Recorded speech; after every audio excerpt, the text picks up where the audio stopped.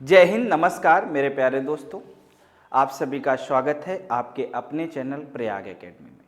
सबसे बड़ी दुविधा यही है उत्तर प्रदेश के पुलिस के रिजल्ट आने के बाद कि नॉर्मलाइजेशन की गुत्थी सुलझ नहीं रही। आज भी कई सारे बच्चों ने मुझको फ़ोन किया और एक बात कही कि सर क्या सेकंड लिस्ट आएगी, उस पर ही चर्चा करेंगे। मैंने उनको तो हालांकि बता दिया, आप लोगों से भी चर्चा करते हैं और बताते हैं कि क्यों आएगी या क्यों नहीं आएगी। तो सबसे पहले आपको पता है कि नॉर्मलाइजेशन का खेला तो है ही है।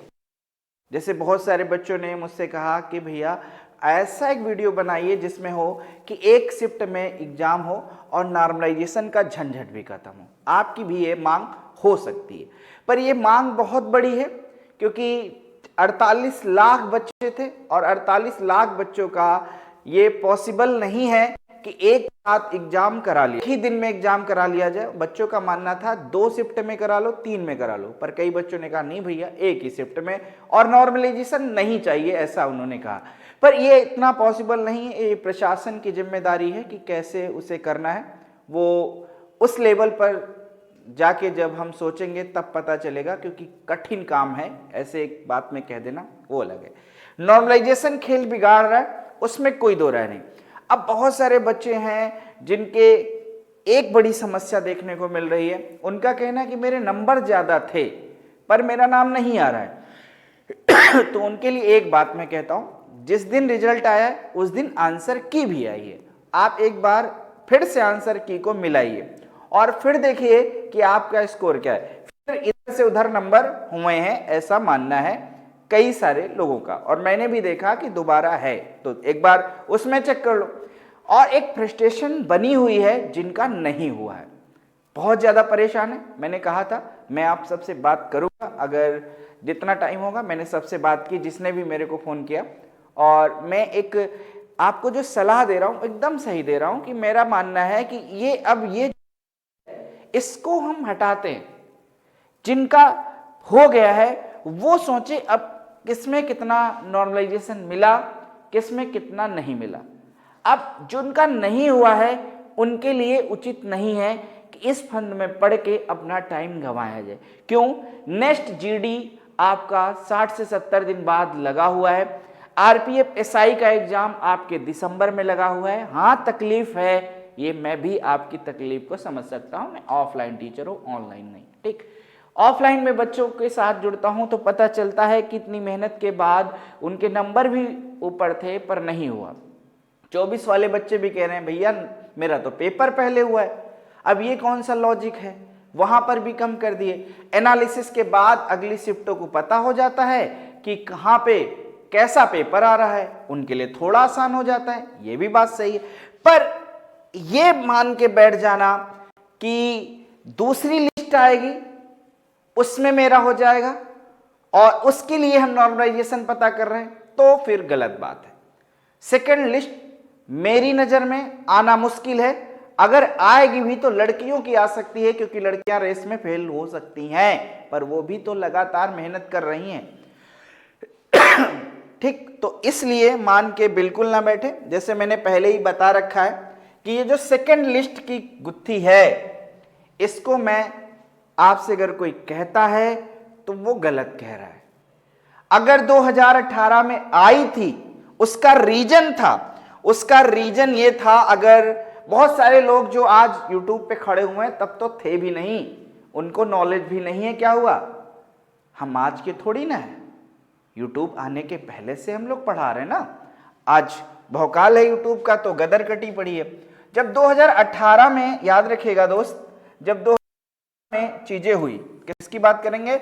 2018 में। तो साथ ही 2018 में याद रखिएगा मेरी बात कि यहां पर जब रिजल्ट आया फिर तुरंत डीवीपीएसटी का डेट आया, और डीवीपीएसटी दूसरे जिले में हो रहा है और 2 ही 3 दिन के अंदर फिजिकल भी हो रहा है। क्या? फिजिकल भी हो रहा है, और जब फिजिकल हो रहा है वो दूसरे जिले में हो रहा है। अब बताइए, आप इंसान हैं, रोबोट नहीं हैं, और 1.5 गुना बच्चे ही पास किए गए थे पहली बार, और यहां लगभग 3 गुने बच्चे हैं 60,244 पोस्ट हैं, 1,74,311 बच्चे पास किए गए हैं। इस बात को समझिए, किसी के बहकावे में मत बैठिए, नेक्स्ट तैयारी चालू करिए। कोई कुछ नहीं होगा, कोई भी कितना रोना रो लो, आयोग ने कह दिया है कि जो स्कोर कार्ड है वो पेपर के बाद देंगे और उन्हीं लोगों को देंगे, मैं गारंटी से कह रहा हूं, जो पास हुए हैं, क्योंकि ऐसा ही पहले होता आ रहा है। ऐसा नहीं है आज है, पहले भी ऐसा ही हुआ, 2018 में भी यही हुआ, 19 में भी यही हुआ। लोगों ने आरटीआई डाल डाल के अपनी चीजें मांगी है, आप भी मांग लो अगर आपको लगता है कि थोड़ा हो जाए। तो ये कंडीशन है। अब बताइए, यहां पर 3 गुने बच्चे हैं, कितना है 3 गुना, और यहां पे कितना था 1.5 गुना, इसलिए आई मेरिट और घटी मेरिट घट गई भाई साहब, क्योंकि बच्चे ही नहीं मिले। और ये दुविधा जो थी, यहां तो ऐसा नहीं है, यहां पर आज ही बता दिया गया है कि दिसंबर के तीसरे सप्ताह में, 3rd वीक में आपका डीवी होगा और जनवरी में आपका फिजिकल होगा। बात क्लियर हो गई। तो सेकंड लिस्ट दिमाग से हटा दो दोस्तों। जो भी लोग इंतजार में बैठे हो, मेरी बात आपको खराब लग सकती है, लग ही जाती है जब अपने फेवर में नहीं होती है, पर मैं सही कह रहा हूं। अब टाइम इसमें व्यर्थ ही ना करो, क्योंकि समय नहीं है, समय आपका अमूल्य है, आगे पक्का हो जाएगा। अगर आप 2-4 नंबर से रहे हैं तो भैया आपने मेहनत करी है। ऐसा नहीं है कि जो थोड़े नंबर से मेरिट से चूक गए वो बेवकूफ हैं, उन्होंने मेहनत करी है। और अब जिसने मेहनत नहीं करी है वो बाहर बैठ के आप पर प्रश्न चिन्ह उठा रहा है, तो क्या करोगे, उठता रहेगा। इसीलिए आगे की तैयारी करो और जवाब दो कि देख भाई, पुलिस नहीं हुआ था, आरपीएफ दरोगा में हुआ है मेरा, ठीक, जीडी में हुआ है मेरा। तो ऐसा अगर करना है तो आपको फिर मेहनत करनी पड़ेगी।